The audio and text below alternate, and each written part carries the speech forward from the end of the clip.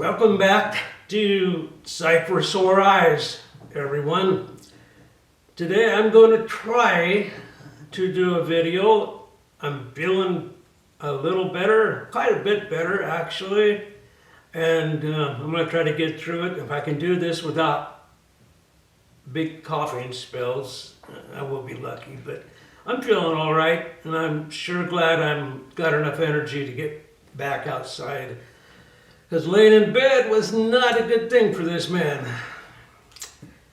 I was laying there in bed one day, and I was thinking about, the YouTube video and everything, and I remembered something that happened regarding the D200 a couple weeks before Christmas, and I never documented it, nothing. And I should have, because it was kind of fun, and it was.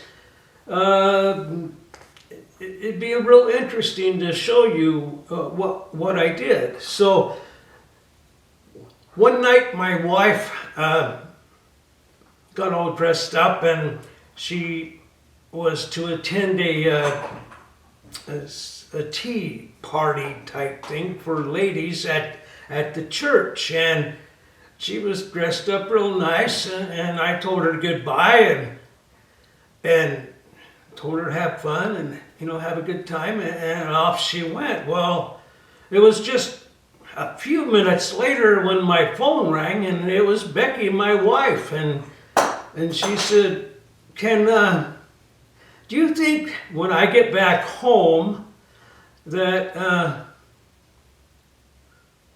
we could take some pictures of me? Could you take some portraits of me? She said, I feel like I'm kind of pretty right now. And she doesn't have any idea how pretty she is. But anyway, so I said, well, yeah, I think we can fix that up. And she said, okay, thank you. I'll see you after I get home. And so I got my lights and everything, my Godox lights and my tripod and everything, and I took it into the house, and I found a spot there where I thought we could make a pretty good portrait. She wanted kind of a Christmassy theme to it, but this year things have not been where we really, neither of us have really been in the Christmas spirit. It's been a tough year for us.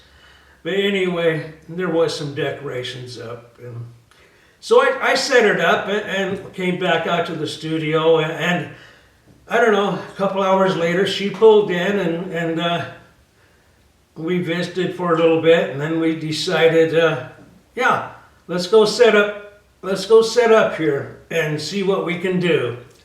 And we had a good time. And right now, before I go any further, we took, I think I've got 19 pictures. They're like proof pictures that I would have made up for a paying customer to look at before I did any any further editing on them, I guess. But anyway, so let's take a look at those, and then I'll come back and we'll talk a little bit about them. I'm not going to talk a lot today, I don't think, anyway, because I have a hard time making my tongue work right and also trying not to cough. So anyway, let's go take a look at those pictures and be right back. With a suitcase in my hand, looking for a better deal. I'm trying to find myself a plan, roaming around the streets, filling up some useless time. And if I'd seen her then and there, I would have asked her to be mine. Ooh, something to talk about. Ooh, someone to dream about. I'm going home alone with only trouble on my mind. I've roamed the streets 1,000 times, but a girl is hard to find.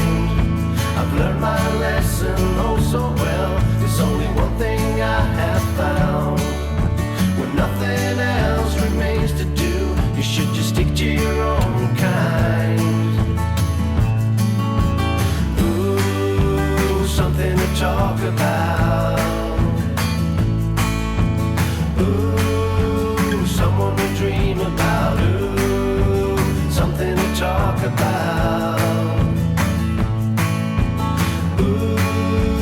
someone we dream about.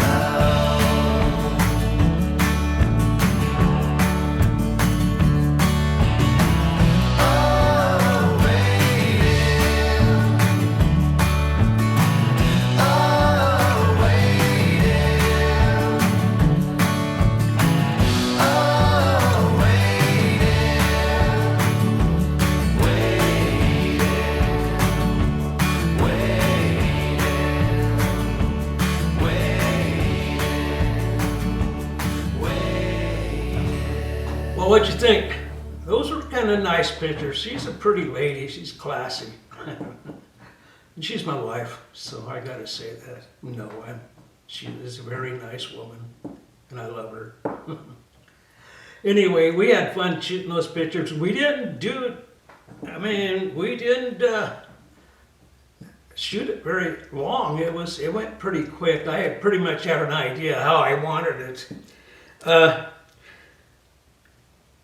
If you'll notice, I've tried to get these in order of the way I took them. So you'll notice that I took my first few pictures. I was trying to get my exposure right, and get the flash set up right and everything. I wasn't really concerned about posing or anything like that. I was just wanted to zero in my exposure and my flash settings, and then I kind of started working on composing on them a little bit and trying to get good smiles, and she had good smiles, and one of them she was a little bit off there, but anyway, so then after I got most everything the way I wanted it, the biggest problem I had was, and I have this with anyone wearing eyeglasses, is that reflection in their eyeglasses. That is a tough thing. It's easier with digital nowadays because you can actually see what you're getting. You just look at your camera and you can see, yep, it's still got that reflection, but so then you can change your angles, change the model's angle, change your subject's angle, or change the light a little bit. And sometimes you can delete that reflection just by having them tip their glasses up in the back, just so they're at a different angle. It's not real obvious when in the picture, but it does change the angle that the reflection is coming from. And it took me quite a bit on this. I was working on that on most of the pictures, but finally I got it figured out. I think I had her change her angle just a little bit, and then I probably changed mine a little bit too. But I got rid of that reflection. It wasn't bad, but it was just distracting, and so I got rid of that. Another thing I had trouble with, or not trouble, but it bothered me in this picture, was the angle of the fireplace behind her. It was just, I couldn't keep the bricks on a horizontal line and get her in the picture. And I struggled with that for quite a while, between pictures, trying to figure out how to do that. Finally I decided, that's not really important. As long as Becky isn't turned sideways, if she isn't horizontal in the picture or something like that. So I kind of forgot, I kind of just ignored that problem, and it worked out really good. And we got some nice smiles, and I have it all written down here, but, the one thing that I wanted to talk about on these pictures, it's a really surprising thing. I'm often saying that don't be afraid to experiment, if it's not really important pictures, if you're just doing it for a friend or for your wife or something like that, don't be afraid to try something. And on this case, I had a lens that I wanted to see what it did, excuse me. Gosh. Anyway, so I got this lens, and this is what I use to take these pictures with, and I am so surprised what I got in the pictures. So this is the lens. This is a Nikon 35 to 80 f4 to f5.6D lens. This lens is all plastic. I mean, it is a cheap lens. Plastic mount. I assume the glass is not plastic, but yeah. Anyway, it's just a really inexpensive lens. It sells for, in excellent condition, today I looked it up, it's $60 at KEH for this lens.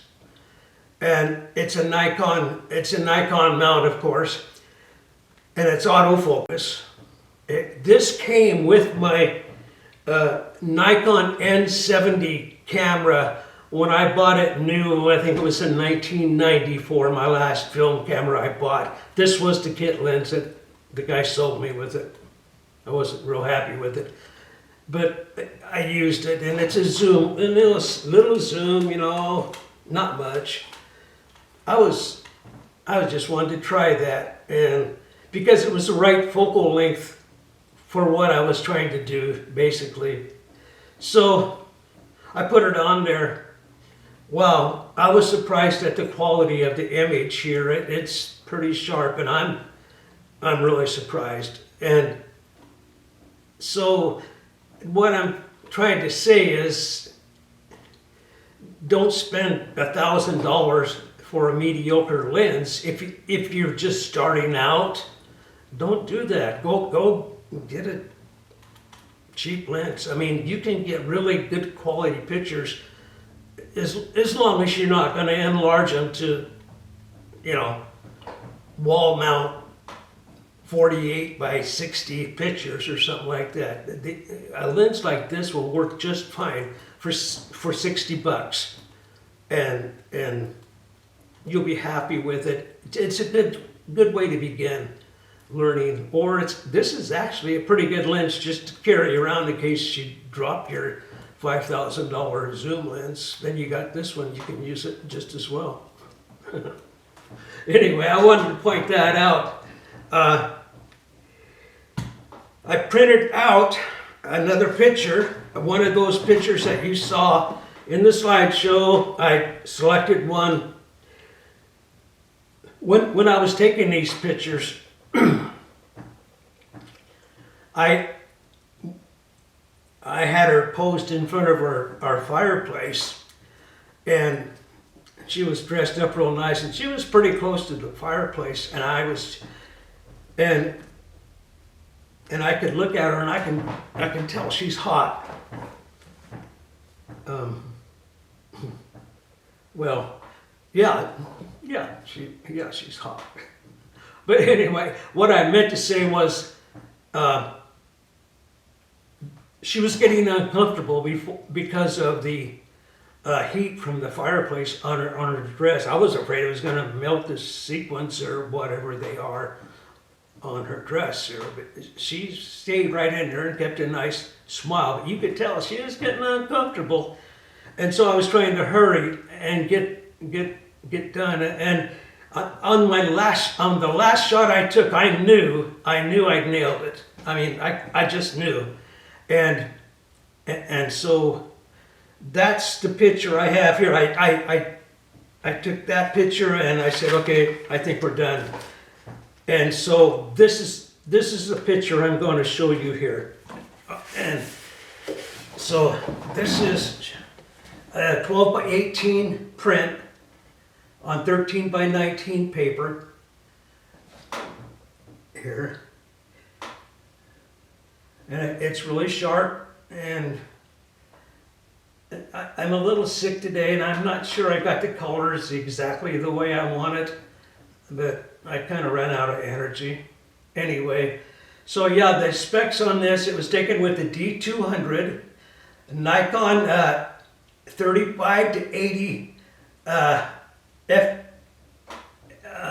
5.6 lens. This is the N70 Kit lens. I shot this at 75 millimeter, which is 112 millimeter normal. I shot it at 1/60th of a second at f5.6. ISO was 400 on this. Nice. It's a nice picture. I'm glad I printed that out. It's going in my collection. So that is my picture for the day. After I shot that, told her, you know, we're done. Well, she said, well, can't we? Can I take some pictures with our little fur kids? And I said, yeah, we can do that. So I had already started taking down stuff. I set it back up, and so we got old Schnitzel. We got him up there, and he posed good like he's always posed. He just knows how to pose for pictures. He's known that since he was a pup, and so we had a lot of fun doing that. And then we got our cat, Tweety, and she posed like a cat, you know, like a wet noodle. But we finally got her to interact a little bit, and then I got another picture that she is interacting with Becky. It was a fun time, and I'm glad I remembered these pictures, because it's a real interesting thing that you can do this with a D200, a 10.6 megapixel camera from, what is it, 2006, I guess, somewhere around there, 2005, and a lens, cheap plastic lens from 1994. It is autofocus. You got to have your camera has to focus it. If your camera doesn't have the right mechanism in the body, this won't work. It's got to be hooked into your camera. But I was so surprised with that lens. Anyway, so we got the pictures taken, and she had a good time at the tea, and I was real happy with the pictures, and I'm gonna treasure this one that I printed out today. That's all I got for you right now, and luckily I didn't cough. I might have sniffled a little bit, but I gotta tell you, I'm glad I'm better, and I'm glad to be able to shoot this video for you today. That's all I got for now, folks, and I just want you to take care. Be careful out there. If you're in winter like I am, yeah, don't get out in it. Doggone it, just stay in the house. What the heck? That's what I wish I would have done. My grandson came over, and he finished. He came over the day after Christmas, because I could not finish what I was doing outside. I got sick. I got so sick. I was shoveling drifted snow up against the garage, so we could get the car out, and then it drifted into the entry on our house, and it was a mess. And when I was working, you know, there was those 90-mile-an-hour wind gusts, and blowing snow, and it was about 10 below ambient temperature out there.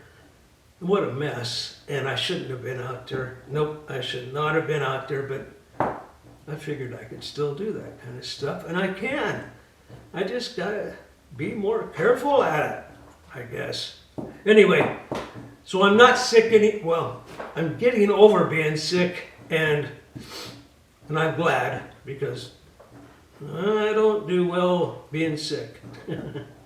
You guys take care. I'll see you in the next video, and we'll talk some more about whatever we need to talk about. Take care, guys. Bye.